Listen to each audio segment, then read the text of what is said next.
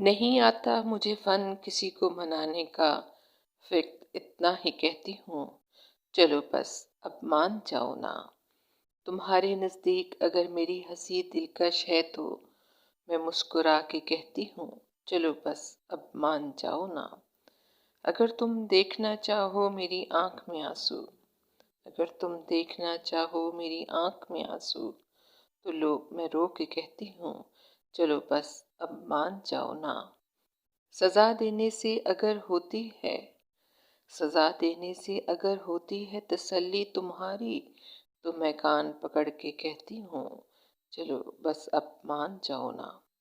دیکھو ایسے کسی سے روٹھنا اچھا نہیں ہوتا، دیکھو ایسے کسی سے روٹھنا اچھا نہیں ہوتا، ذرا دیر کو میں بھی روٹھ کے کہتی ہوں چلو بس اب مان جاؤ نا۔